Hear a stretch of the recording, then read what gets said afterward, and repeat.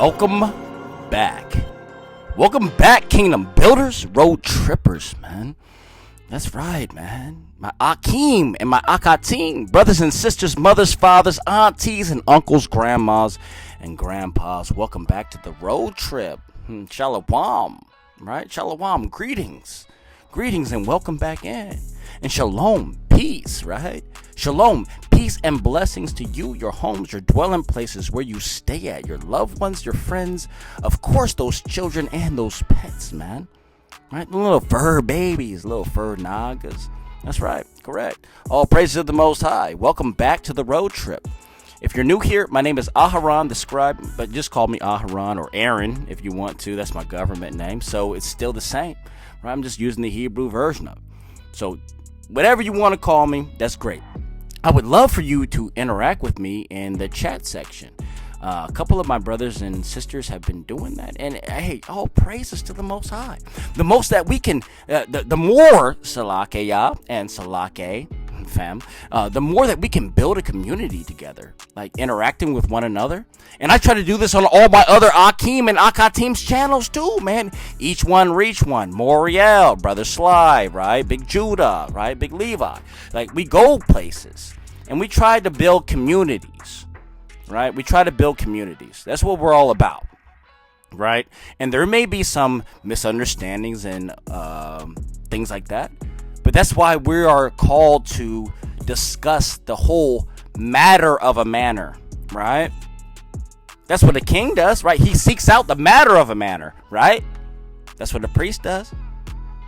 And they're told what to do, and they're obedient.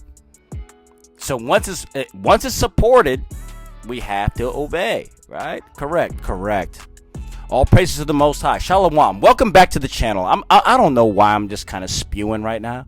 I'm just in the Ruach. I'm in the Ruach, right? I'm floating somewhere in between, man. Somewhere in between. You know, it's great to be here with you. Welcome back. And I hope and I beseech that you had a wonderful day. And I beseech that you had a wonderful weekend. That it was very productive and edifying with maybe some new testimonies from other brothers and sisters and cleavers, right? Friends of the family, we'll call them that. Friends of the family, right? Visitors. But you already know, after Obadiah, you already know who they are. But we'll be nice. And that's what we're called to do, man. We're called to love. Love thine enemies, right? Now, I'm not trying to get anybody fired up on that comment right there. Love thine enemies, but isn't that what you're told to do? Are you obedient? Love thine enemies. You got to love them right now. They're signing your paycheck. Love your enemy. All right. But once we get turned over, oh boy, then it's retribution. All right. So you wait for the green light. It's not your call. Let's go. All right. So what are we doing? All praises to the Most High Abba, Yahweh Bahashem, Yahweh Shai. Right. All praises to the overseer, the Father, the Abba, the creator of heaven and earth, right? The Shamayim's, right? The heavens, right? Glory to Yahweh Shai, man, our king, our high priest, man. That's our king, our big brother, man. The ruler, man, the order of Melchizedek. You know about that? In Abraham? Go back and study. We've talked about it. Honors to the Ruach HaKodesh, man. The comforter, right? The dove, wisdom, knowledge. That's how you even are here right now. I promise you, if you didn't have the Ruach within you, you wouldn't even be on my channel. This is a small time channel, and it's that reason for a purpose. Yahweh, come on, man. The algorithm, you got YouTube trying to say they control stuff, but really, Yahweh controls the algorithm, right? If he wants an Israelite or if he wants a cleaving Gentile to see a video, he will show it to them. He will put it on their timeline. This is not coming to you by chance. If you came to this channel, you are directed here. It's not random. Do you understand? This is a small time channel. There's a lot of fire over here. There's a lot of truth over here. There's a lot of righteousness over here. Now, but you get a chance to see me grow from the very beginning when I started in Genesis, and how I had to grow through some immaturity, get checked and chastised by one of my brothers to get to where I'm at right now. No thanks to me. All praises to the Most High. All praises to Yahweh Bahashem Yahweh Shai, right? And Wah HaRuach HaKadesh, who's dwelling within him, who gave that message to tell me so I could change something, so I could give it back to you in a righteous manner. All praises to the Most High. Now how about that? You see how our nation works? You see how when righteous design is actually obeyed, how good results come from it? Do you see that? To me, it's mind-boggling. All you gotta do is just be obedient and be open-minded to change. Never let your pride be so much that you cannot hear a righteous statement from one of your brothers who loves you, truly loves you, or sisters who truly loves you. They want the best for you. Not everything is out of hate and judgment. Chastisement and correction is love. That is what the Most High Yahweh has designed in this whole thing. For correction. And we're supposed to correct each other when we feel this ruach burning within. Okay? So we're not going to get too deep into this intro. I think I've already done too much. My goodness. But there's no lesson plans here. We just read the scriptures. And this right now, I think this came out and maybe somebody needed that today. All right. But anyway, where we at, man? Hold on. Let me cool down.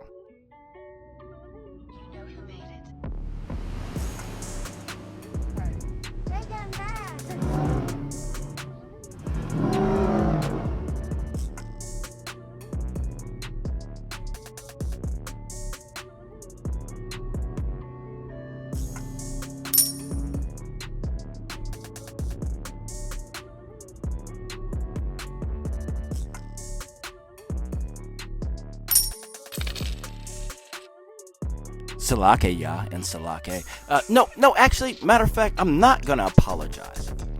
If the Ruach came through me to say that, then it is what it is. I didn't write this down. So look, where are we at, man? We're back in the works of Flavius Josephus family, right? Did we gave praises, didn't we? Yeah, okay. All right, just check. All right. We're back in the works of Flavius Josephus, right? The Antiquities of the Yahudim. This is going to be a long one right here. You're looking at over a 40-minute video here, so I'm sorry if you don't have the time. Then just go ahead and put it in your watch later. And at the end of this one, there are like mini notes. We're looking at 7 points. This is 2-page chapter by itself. Chapter 6. The Antiquities of the Yahudim, Book 4, Chapter 6 to be specific, in case we have any real scholars that are really trying to follow along with me right now. You know what I'm saying. No disrespect to anybody else. If you have these scrolls available to you, please follow along with me, whether you have the hard copy or whether you're following along on that blue screen, scrolling on your cell phone. It doesn't matter, right? But this is Chapter 6 concerning Balaam, the prophet, and what kind of man he was. All right? So we're going to go ahead and give all honors, praises, thanks, and glory to the Most High. Abana Yahweh Bahashem Yahweh Shai Waharuach HaKadesh. My love and my respect to you, family and friends. Fellas in the back. Hey, man. Hey. Sit down. It's time to read, fellas. Stop talking. Let's get ready to go. Let's get ready to read. Chapter 6. Let's begin.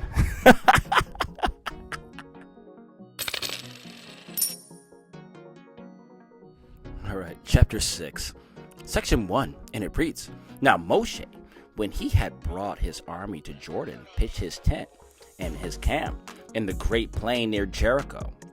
This city has a very good location and very fit for producing palm trees and balsam.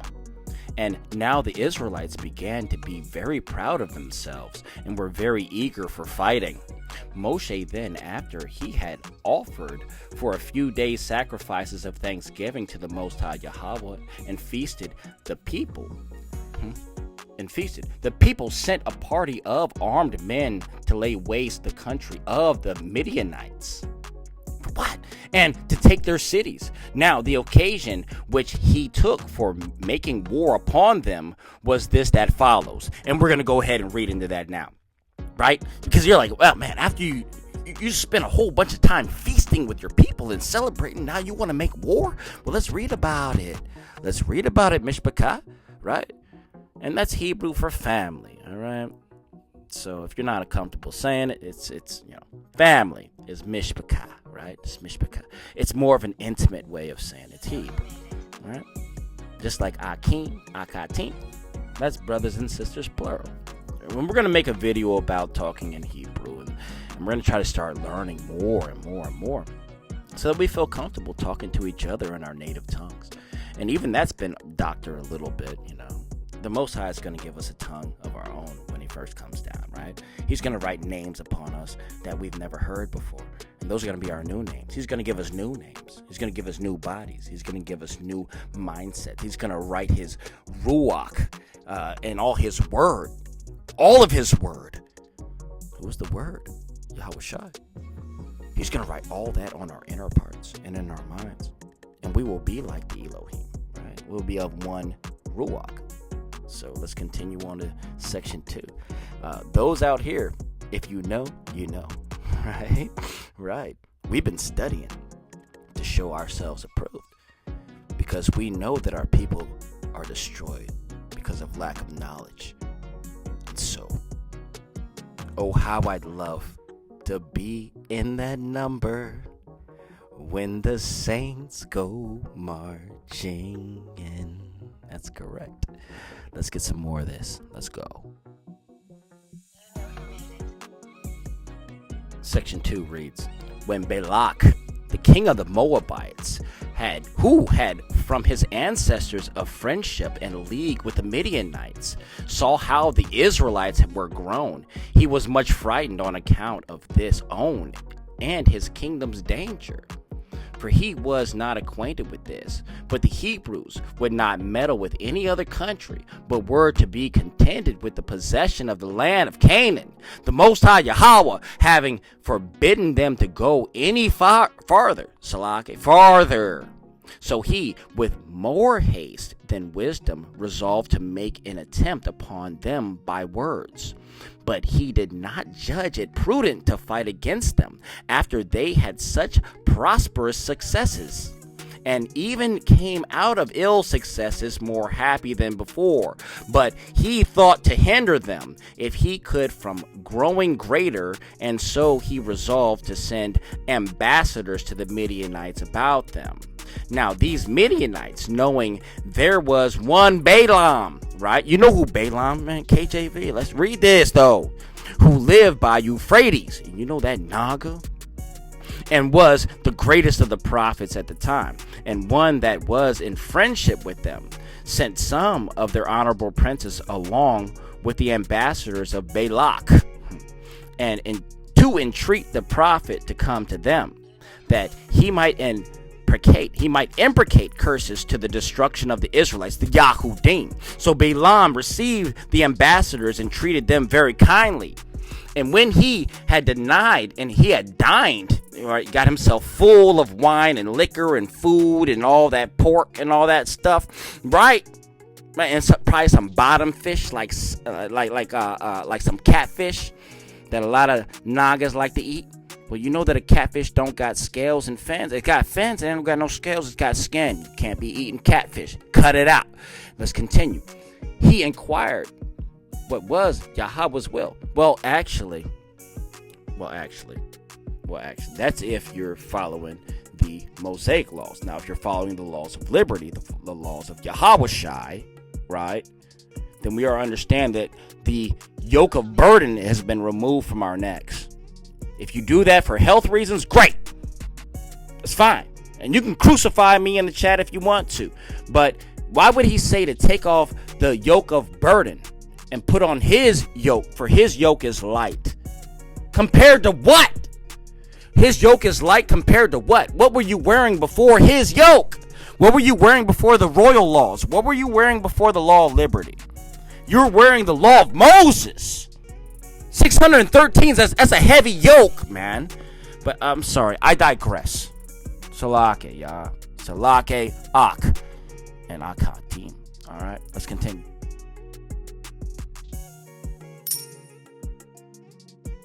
All right, so let's pedal backwards just for clarity a little bit, and let's continue. So Balaam received the ambassadors and treated them very kindly, and when he had dined, he inquired what was Yahweh's will, right, the Most High's will, and what this matter was for which the Midianites asked him to come to them.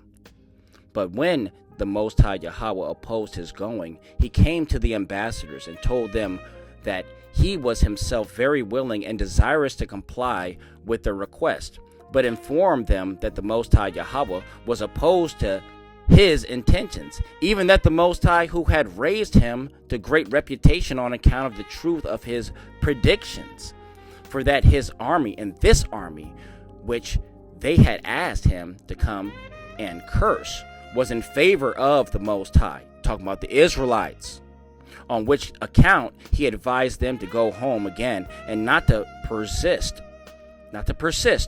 in their hostility against the Israelites, the Yahudim. And when he had given them that answer, he dismissed the ambassadors and sent them home. And that's the end of section 2. Let's continue on. And that's why I encourage you to pull out these scrolls to check this accuracy. I want you to see what I'm reading right now. That's the end of section 2. Let's continue on. I love you. Hey, man, I love each and every single one of you. You know how important that is? I'm not saying this for show. This is not a show. If you don't like the truth, you can dismiss yourself at any time. We're not here for that. We're here to build the kingdom of the Most High. None of this belongs to anybody but the Most High. Yahweh. You understand? That's right. Let's continue on. Let's get some more of this. Now, I love all my brothers and sisters, but righteously in the word, I don't care about your feelings. Let's continue on. Section 3, and it reads, Now the Midianites, at the earnest request and fervent pleas of Balak, sent other ambassadors to Balaam, who, desiring to gratify the men, inquired again of the Most High Yahweh, and he was displeased at this second trial. And told him by no means to refuse the ambassadors. Now Balaam did not imagine that the Most High gave this injunction in order to deceive him. So he went along with the ambassadors. But when the divine angel met him in the way, when he was in a narrow passage and hedged in with a wall on both sides, the ass on which Balaam rode understood that it was a divine ruach that met him, and thrust Balaam to one of the walls, without regard to the stripes which Balaam, when he was hurt by the wall, gave her. But when the ass, upon the angels continuing to distress her, and upon the stripes which were given her, fell down by the will of the Most High Yahweh, she made use of the voice of a man. She spoke, Naga, in Hebrew. Are you paying attention? And complained, and it continues, and complained of Balaam, as acting unjustly to her. Remember this in the KJV? That whereas he had no fault to find with her in the former service to him, he now inflicted stripes upon her. He was whooping her, as not understanding that she was hindered from serving him in what he was now going about by the providence of the Most High Abba Yahweh. Because remember, there was an angel standing in the way, with a sword drawn, a flaming sword, ready to cut his head off. That donkey, that ass saved his life, and he didn't even know it, because you can't see in the ethereal. You can't see on the other side of this dimension. Sometimes things happen to you, and you gotta fall back and just chill and understand the Most High is guiding the storm, right? He's directing the storm that's blowing you to an East Coast, West Coast island that might be your paradise where you need to be at. Just be obedient. Stop having so much control over your life and roll with the punches. You know what I'm saying? Play your hand that's dealt for you. Let's continue reading. Okay? Now going about by the providence of the Most High Yahweh, just like we finished up. And when he was disturbed by reason of the voice of the ass, which was that of a man, the angel plainly appeared to him, and blamed him for the stripes that he had given his ass, and informed him that the brute creature was not in fault, but that he was himself come to obstruct his journey. as being against the will of the Most High, Abna Yahweh, Bahashem Yahweh Shai, upon which Balaam was afraid and was preparing to return back again. Yet did the Most High urge him to go on his intended journey, but added this injunction, that he should declare nothing but what he himself should suggest to his mind. And do you understand, or do you understand there's only two options? Section 4, Mishpachah, let's get some more. Section 4, let's get some more. And it reads, when Yahweh had given him this charge, he came to Balak, and when the king had entertained him in a magnificent manner, he asked him to go to one of the mountains to take a view of the state of the camp of the Hebrews, right, the Yahudim. Page flip. Balak himself also came to the mountain and brought the prophet along with him, right, Balaam, with a royal attendance. So they had some entourage with them. They didn't go alone. I'm sure they had some soldiers. They had some, they had some priests with them, right? And they had some sorcerers and some magicians. Let's continue reading, though. And it reads, this mountain rose over the heads and was distant 60 furlongs from the camp. Now when he saw them, he asked the king to build him 7 altars and to bring him as many bulls and rams, to which desire the king did quickly grant, and then killed the sacrifices and offered them as burnt offerings, that he might observe some signal of the flight of the Hebrews, the Yahudim, the Israelites, bruv. Then he said, happy is this people on whom the Most High Yahweh bestows the possession of innumerable good things and grants them his own providence to be their assistant and their guide, so that there is not any nation among mankind, but you will be esteemed superior to them in virtue and in the earnest persecution and prosecution of the best rules of life and of such as are pure from wickedness, and will leave those rules to your excellent children. Oh, boy. Your excellent children? Oh, you say that, Abba? Okay. And this out of the regard that the Most High Yahweh bears to you, and the provision of such things for you as may render you happier than any other people under the sun. Oh, my heavens. Oh, my Shamayim. Family and friends, did you hear what I just said? I'm going to read that again. And this, out of the regard that the Most High, Abba, Yahweh, bears to you, that the provision of such things for you as may render you happier than any other people under the sun. Huh?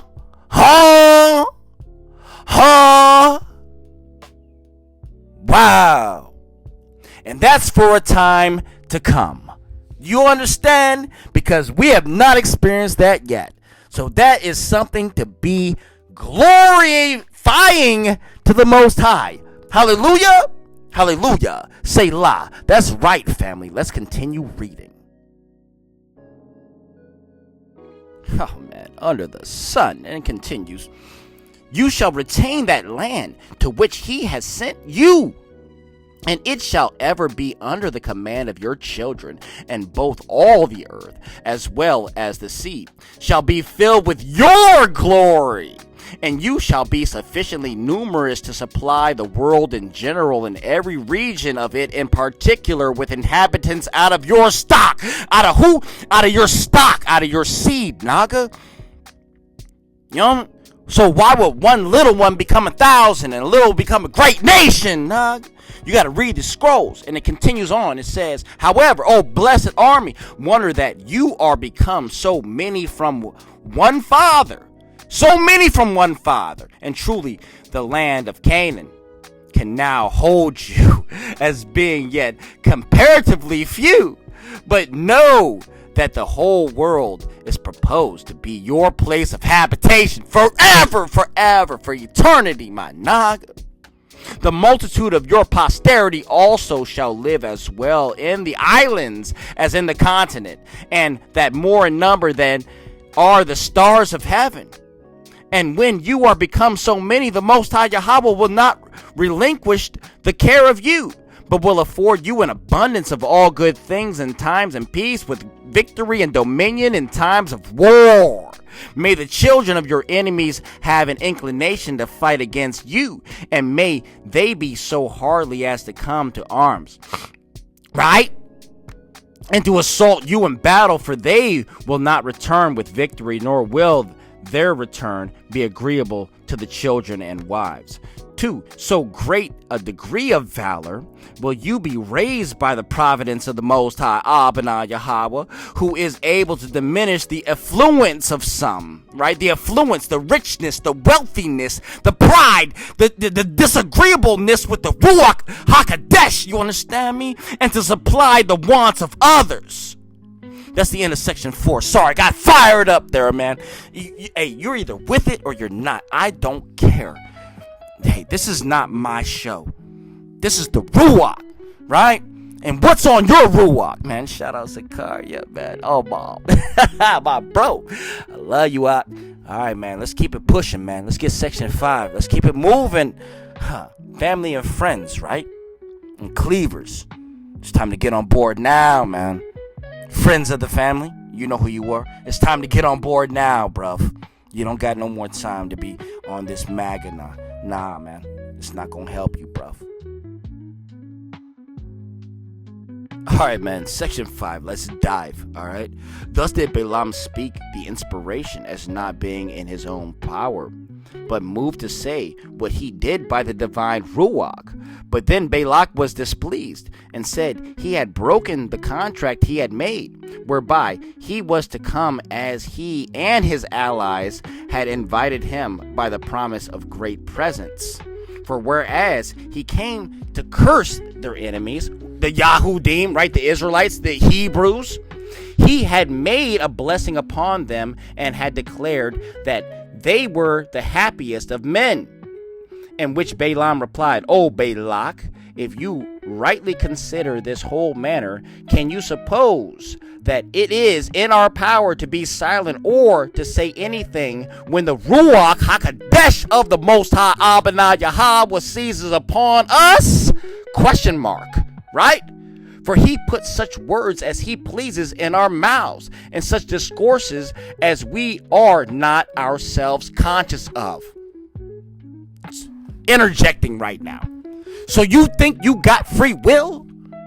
You think you got free will? Or maybe, just maybe, you're just playing a role in a movie that the Most High has written from the very beginning. And if you read these scrolls like the righteous ones read these scrolls, maybe free will is not really such a thing. For real. Everybody walks in their lot. Everybody's going to fulfill that role. Whatever the Most High needs. Doesn't matter what you feel. Take feelings out of this whole thing. If you feel emotional about this, you're already effed up, man. You're in the wrong situation. You cannot have feelings when you talk about truth. That's a personal flaw. All right. And if I say something wrong, put it in the chat. Chastise me. But you better bring book, chapter, and verse. All right. I love you. Let's continue on. Let's go. Continuing on, I'll actually pedal backwards a sentence just so you know context. For he put such words as he pleases in our mouths, and such discourses as we are not ourselves conscious of. Remember? And I will remember by what please both you and the Midianites so joyfully brought me here. And on that account, I took this journey. It was my prayer, my beseech, right, that I might not put any affront upon you as to what you desired of me. But the Most High Yahweh is more powerful than the purpose. And the purposes I made to serve you, for those that take upon them to foretell the affairs of mankind as from their own abilities are entirely unable, they're unable to do it. For to forbear to utter what the Most High Yahweh suggests to them, or to offer violence to his will. For when he prevents us to enter and enters into us, right? We're avatars. He enters into us. Nothing that we say is our own. That's how I feel about this entire stream right now, interjecting. None of these words are mine, man. And you ask my righteous brothers, man. I act like this all the time. This is not a show. One-on-one conversations. This is who I am. This is me, man. And I'm transparent 1,000 clarity for you, man. You're seeing me in 8K right now, man. Clarity. Let's continue reading. Oh, praises to the Most High, not anybody else. Let's go. And it reads, I then did not intend to praise this army, nor to go over the several good things which the Most High Yahweh intended to do to their race. But since he was so favorable to them, and so ready to bestow upon them a happy life and eternal glory, he suggested the declaration of those things to me. But now, because it is my desire to oblige you yourself, as well as the Midianites, who please, it is not decent for me to reject. Go to. Let us again rear other altars. Let us do it. And offer the like sacrifices that we did before. And I may see whether I can persuade the Most High Yahweh to permit me to bind these men with curses. You right. Try to persuade? You can't persuade the Most High. Let's continue. Which, when Balak had agreed to, the Most High would not. But upon second sacrifices, consent to his cursing the Israelites. Then fell Balaam upon his face and foretold what calamities would befall the kings, the several kings of the nations, and the most eminent cities, some of which have for a long time now been inhabited, which events have come to pass among the several people concerned, both in the foregoing ages and in this, until my own memory, both by sea and by land, from which completion of all these predictions that he made, one may easily guess that the rest will have their completion in time to come. That's the end of section 5. All right, little breather break. We're gonna go ahead and continue on, man. We got an extra long chapter right now, family. You know what I mean? All praise to the Most High. We're about we might not even be halfway through yet. I'll let you know. We got section 6 coming up soon, all right? All praises to the Most High, man. Shalom. That's peace, man. I love you. Let's continue on. Let's get some more. Yeah. All right, section 6, and it reads, But Balak, being very angry that the Israelites were not cursed, sent away Balaam without thinking him worthy of any honor. Whereupon, when he was just upon his journey in order to pass the Euphrates, he sent for Balak and for the princes of the Midianites, and spoke thus to them, O Balak, you and the Midianites that are here present, for I am obliged even without the will of the Most High Yahweh to gratify you. It is true, no entire destruction can seize upon the nation of the Hebrews, the Yahudim, the Israelites, neither by war nor by plague, nor by scarcity, right, of the fruits of the earth, nor can any other unexpected incident be their entire ruin. For the providence of the Most High Yahweh is concerned to preserve them from such a misfortune, nor will it permit any such calamity to come upon them whereby they may all perish, but some small misfortunes, and those for a short time whereby they may appear to be brought low, may still befall them. But listen, after that they will flourish again to the terror of those that brought those mischiefs upon them. You see that? As before, so again, as above, so below. Ecclesiastes chapter 1 and 9, man. Ecclesiastes 1 and 9. They even said it back then. And then that happened again. You're about to see a reset And it continues on and it reads, man. And it says, so that if you have a mind to gain a victory over them for a short space of time, you will obtain it by following my directions.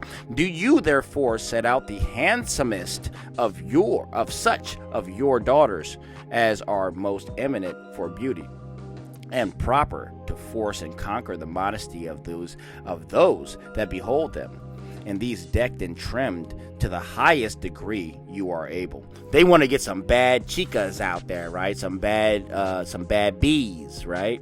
You know what I mean? Distract the Israelite men. Distract the Hebrews, man. Get them to come straight. You need some Canaanite women out there. You know, they're talking about, a big, posterity. You know what I'm saying? Yeah. Succulents, right? I'm not going to go any further than that. I think you understand. Cool. Let's continue on. So they want to get him out here decked and trimmed to the highest degree you are able. That means you're stacking these chicks out. All right. Anyway, let's read. Then, do you send them to be near the Israelites' camps and give them in charge, that when the young men of the Hebrews desire their company, they allow it them?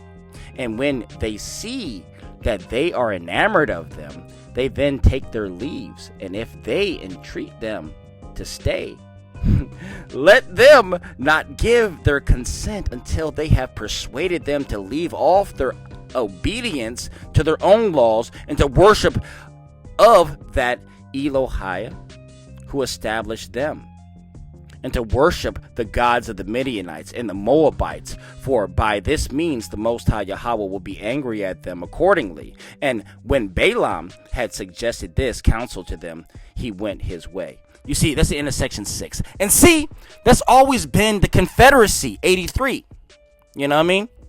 Show a young Israelite man, in his prime without wisdom, a big booty and a smile. And I don't care how that feels. This is not made for children anyway, man. Show him a big booty and a smile and a nice, pretty, brown, copper-skinned woman. He's gonna go wild, right? Not knowing that could be his demise.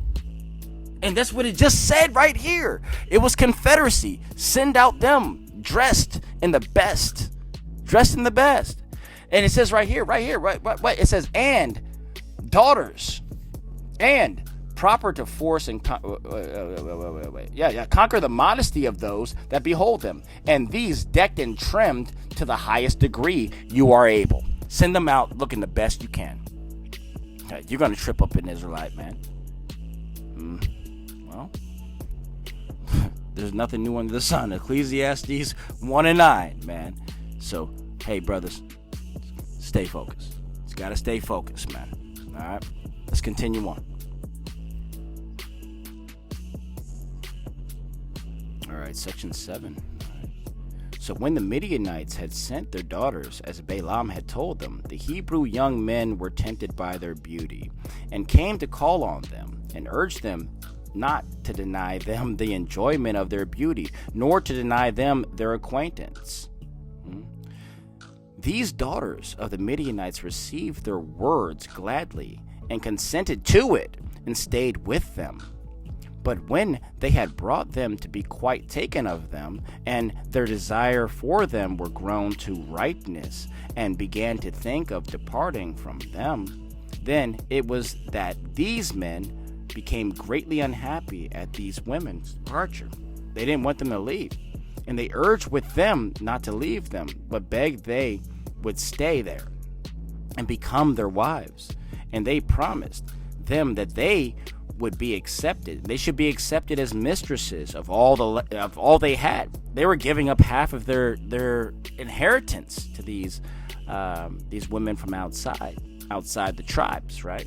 So pay attention. And it reads, this they said with an oath, and called on the Most High Yahweh for their arbitrator of what they promised. And this was tears in their eyes, and all other such marks of concern as might show how miserable they thought themselves without them, and so might move their compassion for them. So the women, as soon as they perceived they had made them their slaves, they had caught them with the pleasure of their company, began to speak thus to them. Oh boy. See the debauchery setting up right here. Let's continue on. That's the end of section 7. Section 8.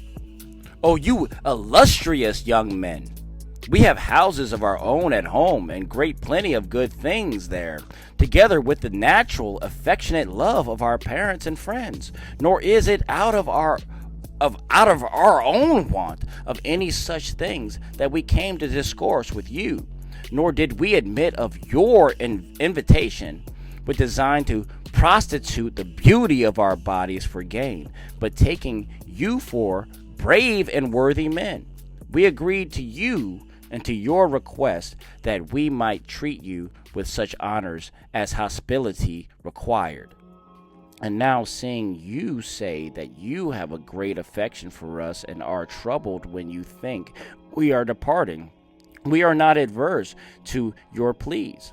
And if we may receive such assurance of your goodwill as we think can be alone sufficient, we will be glad to lead our lives with you as your wives.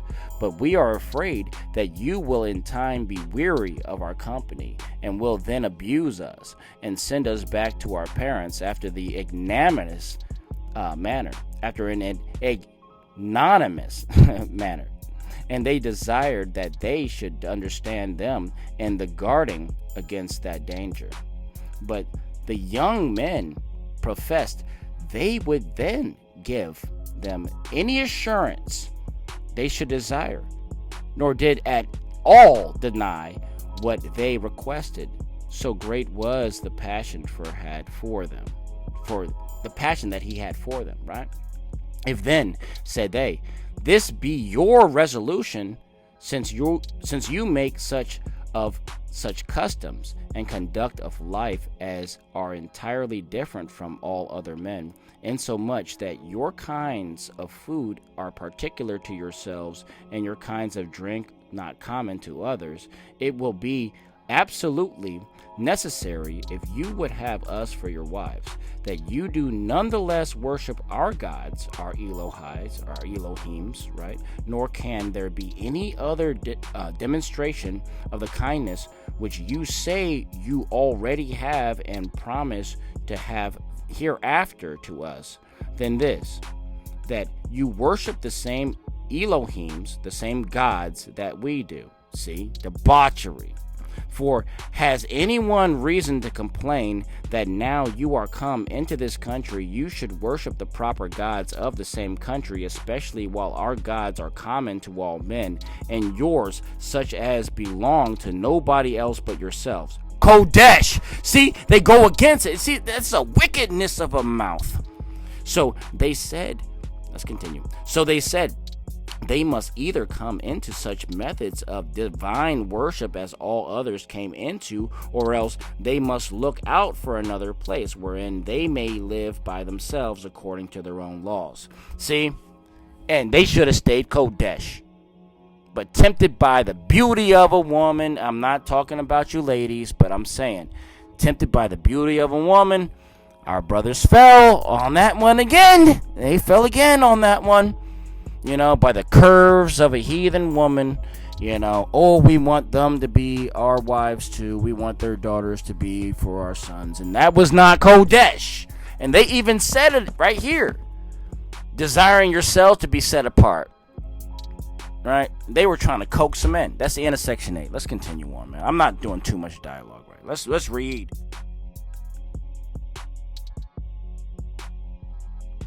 Section 9. Now the young men were induced by the fondness they had for these women to think they spoke very well. So they gave themselves up to what they persuaded them, and transgressed their own laws, and supposing there were many gods, and resolving that they would sacrifice to them according to the laws of that country, which ordained them.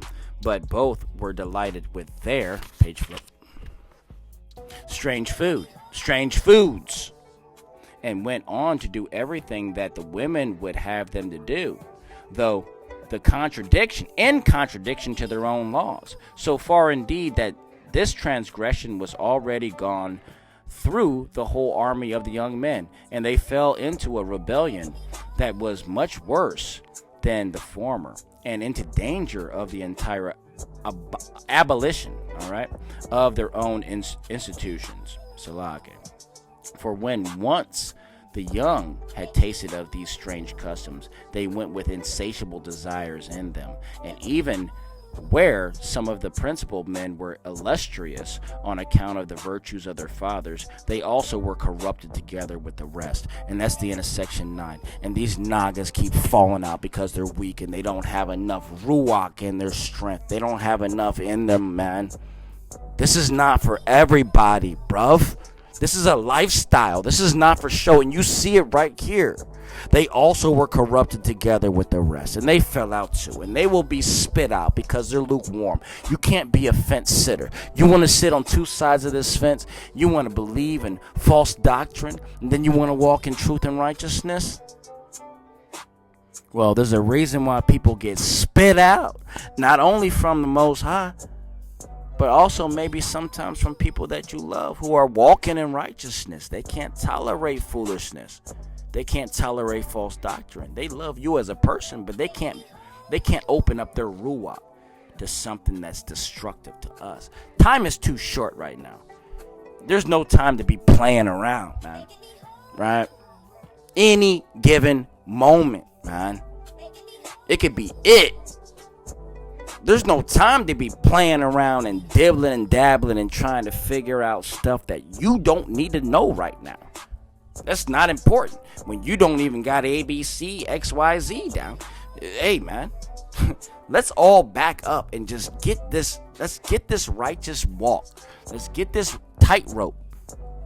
Let's talk on the things that we know are true and stop focusing on a lot of other things that may be leading some people astray, because there's some people out here who have the maturity spiritually to be able to walk in other directions and always come back to Abba, right? But some people, they don't have that maturity. They can't come back to Abba. They hear something smoothing or soothing, and oh man, left field, and it's gone 100 miles an hour. Let's focus on what we know. Let's focus on the truth. All praises to the Most High. Let's continue on. Salake. I'm not trying to add all this extra, man. It's not me. It's not me saying this. All right? Golly, man. Damn. Section 10. Let's get it. All right? Even Zimri, the head of the tribe of Simeon, accompanied with Cazbi, a Midianite woman, who was the daughter of Sur, a man of authority in the country, and being desired by his wife to disregard the laws of Moshe and to follow those she was used to, he complied with her. And this both by sacrificing after a manner different from his own, and by taking a stranger to wife. When things were thus, Moshe was afraid that matters should grow worse, and called the people to a congregation, but then accused nobody by name as unwilling to drive those into despair who might come to repentance. But he said that they did not do what was either worthy of themselves or of their fathers, by preferring pleasure to the Most High Yahweh and to the living according to his will. That it was fit they should change their ways while their affairs were still in a good state, and think that it be true fortitude, which offers not scorn to their laws, but that which resist their lusts. And besides that, he said it was not a reasonable thing that they had lived soberly in the wilderness to act madly now that they were in prosperity. Right? You had nothing and you live right. Now you got something and you live crazy? And you're not giving praises to the Most High? You crazy, Naga. And you walking on a tight line right there, and you might get knocked off that, man. And it might be the Most High's will. Let's continue. And that they ought not to lose now when they have abundance what they had gained when they had little. And so did he try by saying this to correct the young men and to bring them to repentance for what they had done. You understand? That's the end of that's the end of section 10, all right? Section 10, all right? All praise to the Most High. Mishpachah, Akim, and Akatim. Bear with me. I'm trying to read my best, man. Accuracy. All right, section 11. All right, let's go. All right. But Zimri arose up after him and said, yes, indeed, Moshe, you are at liberty to make use of such laws as you are so fond of, and have, by accustoming yourself to them, made them firm. Otherwise, if things had not been thus, you had often been punished before now, and had known that the Hebrews, the Yahudim, are not easily put upon. But you shall not have me one of your followers in your tyrannical commands, for you do nothing else as yet, but under pretense of laws and of the Most High Yahweh wickedly impose on us slavery, and gain dominion to yourself, while you deprive us of the sweetness of life, which consists in acting according to our own wills, and is the right of free men and of those that have no Adonai over them. I'm interjecting. You hear the wickedness out of this woman's mouth right here? Oh, man. I rebuke her back in time. If I could go back in time, I would throw a rebuke right through this Bible and hit her in the face with it. You understand? What a wicked thing to say against righteous order, against what the Most High said. Right? Nothing against our strong women, but hey, there's rules, man. There's rules. And when the Most High is appointed a son, you don't get out of line. You don't step out of order. You know, don't get big for your britches. And a lot of y'all out here don't have head coverings. And so I'm not going to even get into that. So let's go. Let's continue. And it reads, nay, indeed, this man is harder upon the Hebrews, the Yahudim, than were the Egyptians themselves, as pretending to punish according to his laws. Everyone's acting what is most agreeable to himself. But you yourself better deserve to suffer punishment, who presume to abolish what everyone acknowledges to be what is good for him, and aim to make your single opinion to have more force than that of all the rest.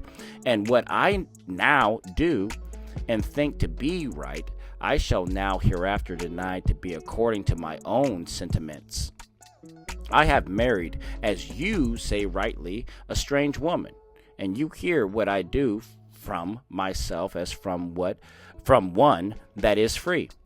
For truly I did not intend to conceal myself. I also own that I sacrificed to those gods to whom you do not think it fit to sacrifice. And I think it right to come at truth by inquiring of many people, and not like one that lives under tyranny, to suffer the whole hope of my life to depend upon one man, nor shall any find cause to rejoice who declares himself to have more authority over my actions than myself. And that is the end of section 11. And that is pride. And that's pride. Because all glory, honors, and praises go to the Most High. And he has righteous order over all of our actions. And if we're not conscious of those things as we're doing them throughout the day, we're walking through this life not making it better. This world was created perfect. In those 6 days, this world was created perfectly. It's only people who have ruined and complicated it, and fallen angels and entities and all kinds of demonic works. The Most High made this thing perfect. It's just everyone else that's not cooperating with his will. That's what it is, bro. All right, section 12, Mishpachah, family, friends, right? Cleveland friends, right? Section 12, what does it say? Well, let's read it. It reads, man. Now when Zimri had said these things about what he and some others had wickedly done, the people held their peace.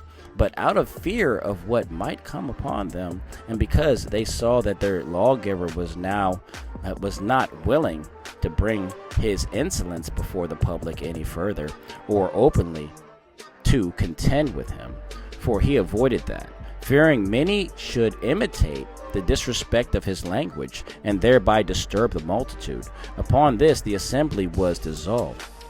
However, the rebellion had proceeded further. If Zimri had not been first killed, which came to pass on the following occasion, Phinehas, a man in other respects better than the rest of the young men, and also one that surpassed his contemporaries, Salake, Abba, and Salake, right? And the dignity of his father, for he was the son of Eleazar, the high priest, and the grandson of Aharon, Moshe's brother, right? Who was greatly troubled at what was done by Zimri. He resolved in earnest to inflict punishment on him before his unworthy behavior should grow stronger, right? He didn't want that going through the camp, right? Let's continue. Through lack of penalty, and in order to prevent this transgression from proceeding further, which would happen if the ringleaders were not punished, but was of so great nobility, both in strength of mind and body, that when he undertook any very dangerous attempt, he did not give up until he overcame it and got an entire victory. So he came unto Zimri's tent and killed him with his javelin, and with it he killed Cosbi also.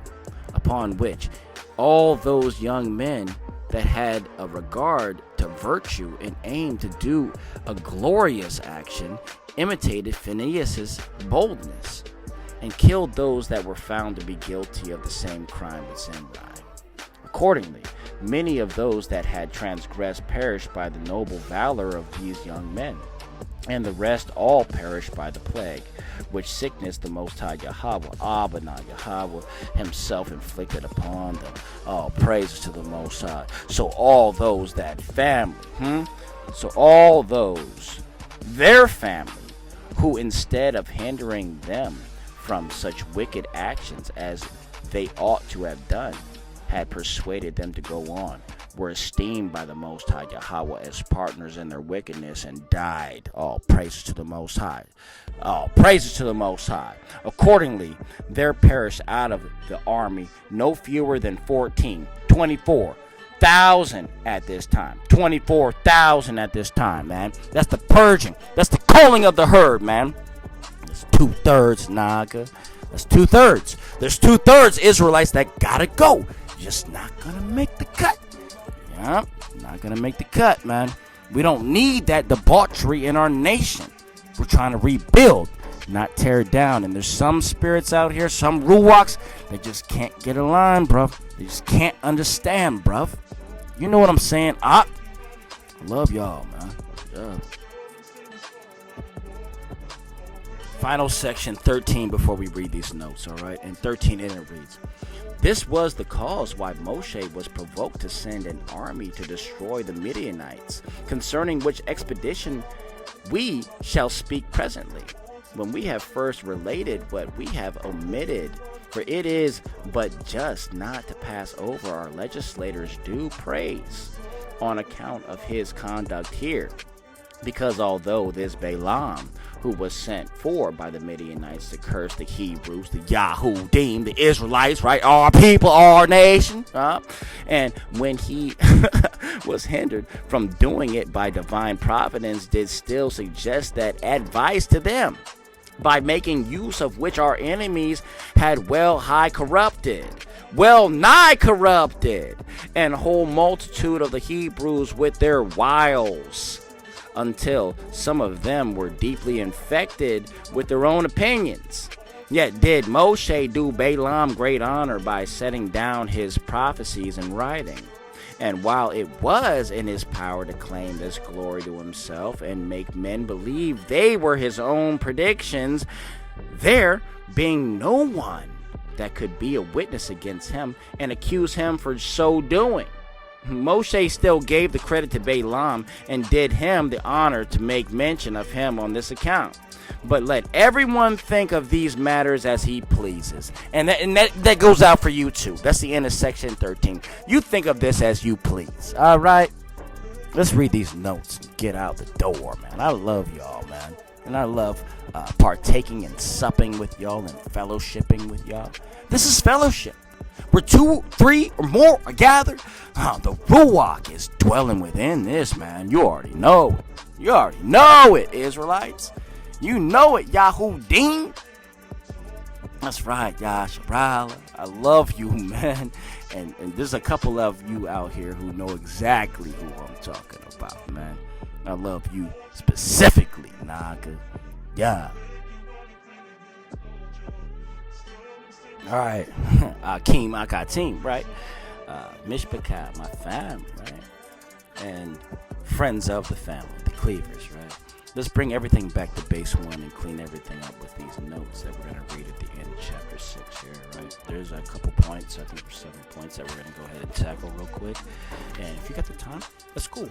And if you made it this far, you can go ahead and check out if you want. These are just points that are kind of just close everything up. You know, you're not missing nothing. I already finished reading the script. But here are the points, all right? All right. Note, point number 1. When Josephus here remarks is well worth our attention in this place also, viz.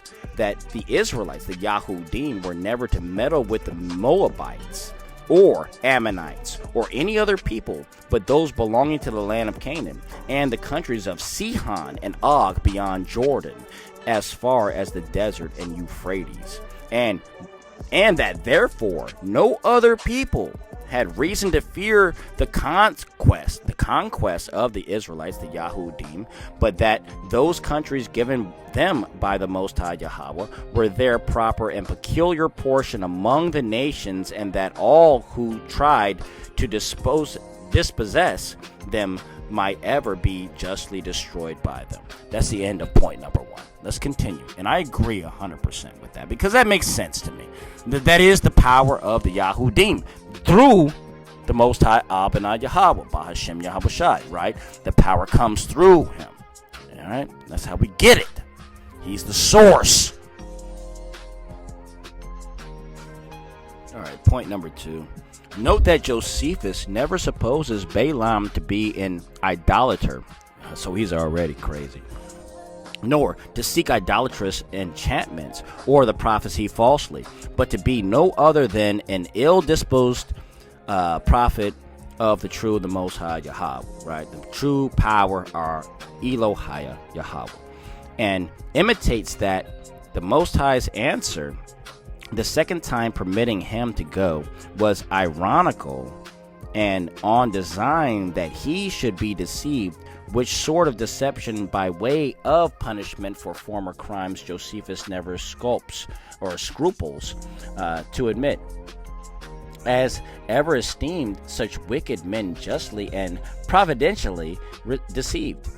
But perhaps we had better keep here close to the text, which says Numbers 20. This is a reference. Numbers 23, 20 through 21 says that the Most High only permitted Balaam to go along with the ambassadors in case they came and called him, or positively insisted on his going along with them on any terms, whereas Balaam seems out of impatience to have risen up in the morning and saddled his ass, and rather to have called him than stayed for their calling him. So zealous does this seem, and so zealous does he seem to have been for his reward of divination, his wages of unrighteousness, right? Reference Numbers 22 and 7. Also reference Numbers 22 and 17 through 18. Also reference Numbers 22 and 37.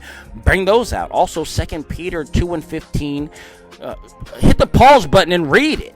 And then also Jude 5 and Jude 11. And those are chapters, not verses. Chapters, read it.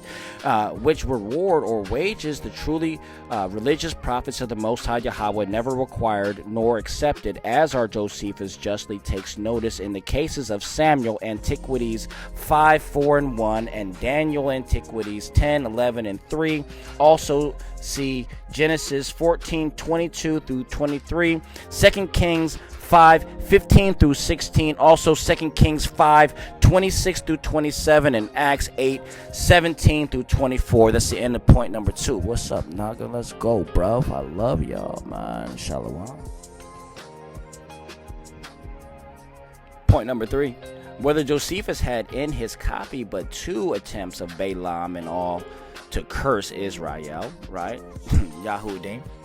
Or whether by this his twice offering sacrifice he meant twice besides that first time already mentioned, which yet is not by probable, which is yet not very probable, Salake, cannot now be certainly determined. In that meantime, all other copies have 3 such attempts of Balaam to curse them in the present history. That's the end of point 3. Let's go. Point 4. Such a large and distinct account of this preservation of the Israelites, right, the Yahudim by the Midianite women, of which our other copies give us but short imitations. Reference Numbers 31 and 16, 2 Peter's 2 and 15, also Jude 11, Revelations 2 and 14. Is preserved, as Reland informs us, in the Samaritan Chronicle, in Philo, and in other writings of the Yahudim, as well as here by Josephus. That's the end of that one right there. All right? Section 5. This grand maxim that the Most High Yahweh the Most High Yahweh's people of Yasharallah could never be hurt nor destroyed but by drawing them into sin against the Most High. You see that? We cannot be killed unless we get caught into sin and piss off our Father, right? Let's continue. Appears to be true. It appears to be true by the entire history of that people, both in the Bible and in Josephus, and is often taken notice of in both of them. See the particular of most remarkable Ammonite testimony of the purpose. Judith 5 through 21, man. What's up, bro? We can't be taken down unless we sin against the Most High. That's why they got to keep us confused and in constant dismay and disillusion. If we come together as a people, there's nothing they can do about us, man. We're too strong. We're too built. We're too ready, man. You don't even know what I'm by. Section 6, man. Well, point number 6. Salake, Yah, and Salake, fam. All right. What Josephus here puts into the mouths of these Midianite women who came to entice the Israelites, the Yahudim, to lust and idolatry, is right, that their worship of the Most High Yahweh of Yasharallah in opposition to their idol gods implied their living according to the Kodesh laws, which were true the Most High had given them by Moshe, in opposition to those impure laws which were observed under their false gods, well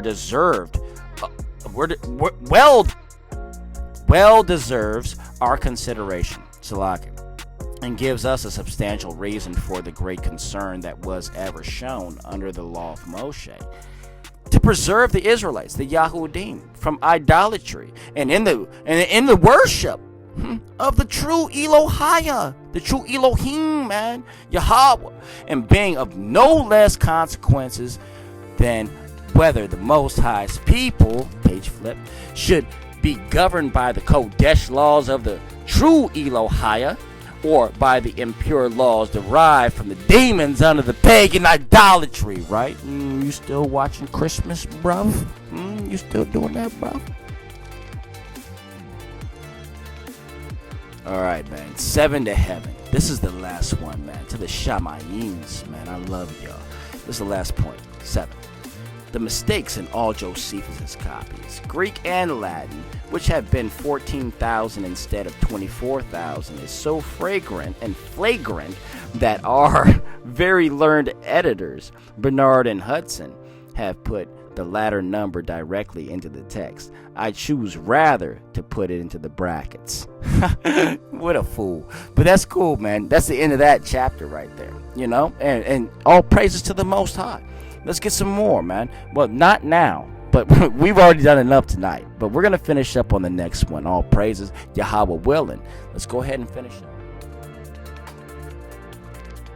All praises to the Most High, man. Shalom, shalom, peace and blessings.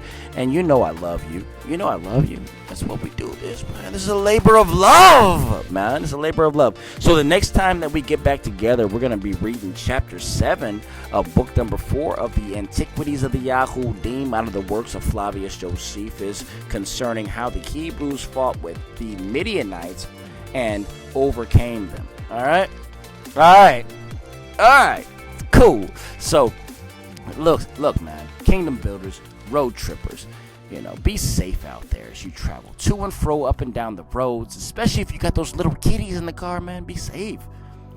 I really appreciate the works, the efforts, the labors of love that I see my brothers and my sisters really coming out with right now. This fire is getting hot. It's getting really hot. It's getting really hot. Can you stay in the kitchen? There's gonna be a sifting process, man. Ain't that right, Ak? We talked about the threshing floor, bruv. We talked about the threshing floor, bruv. Where he tosses the grain up in the air. And the chaff goes one way. And the good wheat goes in one way. And they create two separate piles. That's what we're dealing with right now. In real time. So, there's a whole nother lesson for that. And one of my ox, each one reach one, he's already created one of those, man. All praises to the Most High. Each one reach one. Shout out to you, Ox, man. Yahweh Ram. Bro, hey, if you want to check it out, go on to one of his channels. Go to his channel and check out what he's talked about with the threshing floor. The sifting process, right? Yahweh Ram's got that on lock. So go check him out. And I just want to give shout outs to all of my ox, man. All of my akim, right? Who are walking in truth and righteousness, man. Shout out you, Leon, man. I see you over here today, bruv. I love you, Moriel. I love you, brother Salake. Right. Zakaria. Julian, man. I love you, bruv. Right. Brother Dwayne. I love you, man. All praises to the Most High. Yeah, man. Yeah. You see it coming together, man. You see it coming together. And everyone else out there, man, who's been supporting and being there. I love you all, and all praises to the Most High. Keep that same level of understanding and energy and grow every single day. We are the living bricks. We got to stack on top of each other, right? That's building. That's kingdom building. All right? All praises to the Most High. Drive safe out there. And until we read again, until we speak again, it's always all, you know the program, all praises to the Most High. Right. I love you all, and I'll see you soon.